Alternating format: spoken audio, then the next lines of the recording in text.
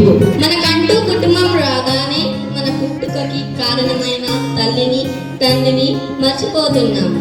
మన వృత్తిలో ఎదుగుతూ ఆ ఎదుగుదలకు కారణమైన వారిని చిన్న చూపు చూస్తాము. తల్లిదండ్రులు మన నుండి ఆశించేది కాసంత ప్రేమ, గుప్పడి బతుకలు. తల్లి పట్ల నిర్లక్ష్యం చూపించిన కొడుకుని బుద్ధి వచ్చేలా చేసిన ఓ చిన్నారి కథ. పాత్రలు: విక్రమ్ వాళ్ళ అమ్మ, భార్య వసుంధర, కొడుకు బంటి. వసు, హలో, చెప్పండి. Good news. ఏంటది? నాకు ప్రమోషన్ వచ్చింది, శాలరీ కూడా డబల్ అయింది. కంగ్రాచులేషన్స్ అండి.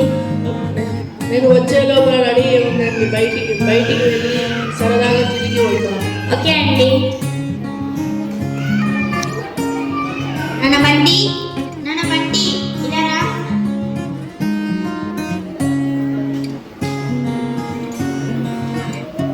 ఏంటమ్మా? అన్న, మనం బయటికి వెళ్తున్నాం, త్వరగా వెళ్ళి రెడీ అవ్వు. అవునా అమ్మా, నాకు చాలా సంతోషంగా. బయటికి వెళ్తున్నా. నాన్నమ్మ, మీరు కూడా రెడీ అవ్వండి, బయటికి వెళ్దాం. అవునా నాన్న? సరే, నేను రెడీ అవుతాను. సారీ, నా వాళ్ళే లేట్ అయింది. 5 minutes ఇస్తున్నా, ఫ్రెష్ అయ్యి వస్తాను.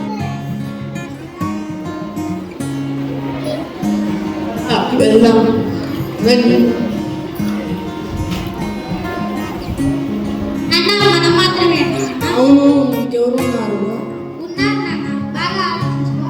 నేను మర్చిపోయాను. ఉన్నారు నాన్న, ఒక్క నిమిషం అన్న. అమ్మా, రా.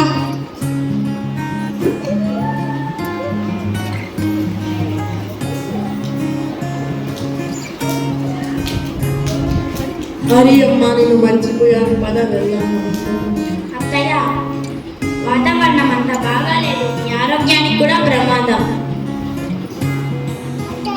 అలాగే మీరు మాతో ఎందుకు అన్నట్లు ఊరి చివర ఉన్న గుడిలో రామాయణం చెప్తున్నారు. అలాగే పక్కింటి పంకజం కాయల అబ్బాయి పుట్టినరోజు సందర్భంగా అన్నదాన వితరణ జరుపుకుంటున్నారు.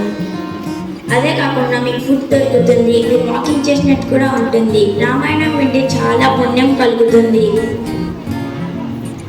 అవునా నాన్న? సరే, నేను రాను, మీరు వెళ్ళండి. అమ్మా, ప్లీజ్ అమ్మా. నాన్నమ్మకు నేనే చెప్పాను రెడీ అవ్వని, మనతో తీసుకెళ్దాం, లేకపోతే నాన్నమ్మ బాధపడుతుంది. రే బంటి, నీకేం తెలియదు, నువ్వు రా నాతో. పెద్దవాళ్ళు చెప్పినట్లు వినాలి, నోరు మూసుకున్నాదో రా, వెళ్దాం.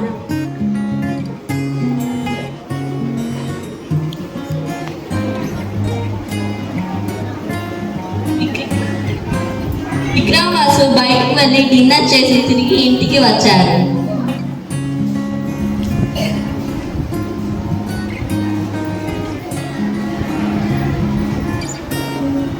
నాన్నమ్మ, వచ్చేసా.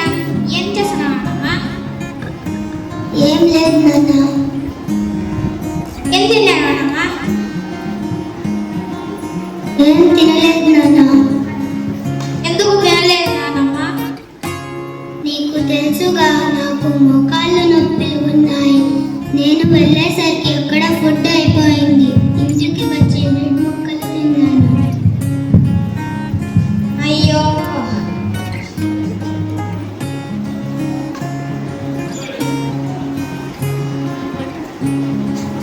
నేను ఎప్పుడు పెద్దవాడిని అవుతాను? ఇంకా 12 సంవత్సరాలు పడుతుంది నాన్న, ఎందుకు అలా అడిగావు?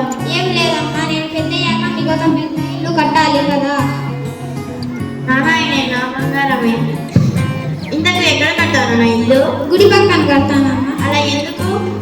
ఎందుకంటే నేను పెద్దయ్యాక మా ఫ్యామిలీతో కలిసి బయటకి వెళ్ళినప్పుడు మిమ్మల్ని కూడా నానమ్మలాగే ఇంట్లో వదిలి వెళ్తాం కదా. అప్పుడు మీరు ఫుడ్ తినడానికి గుడికి వెళ్ళాలి కదా. ఇల్లు దూరంగా ఉంటే మీరు వెళ్ళలేరు, అది దగ్గరగా ఉంటే ఈజీగా వెళ్ళి తినవచ్చు కదమ్మా. అయ్యో, మనం అత్తయ్య గారి విషయంలో తప్పు చేశామండి. అవును వసు, నాకు కూడా అలానే అనిపిస్తుంది.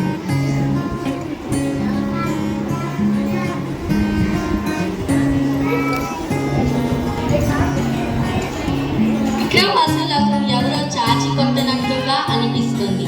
వాళ్ళు ఎంత తప్పు చేశారో అర్థమైంది. ఇప్పుడు అయితే ఎదురయ్యేది ఇది కదా. నువ్వు క్షమించు అమ్మ. నన్ను కూడా క్షమించండి అత్తయ్య. అయ్యా,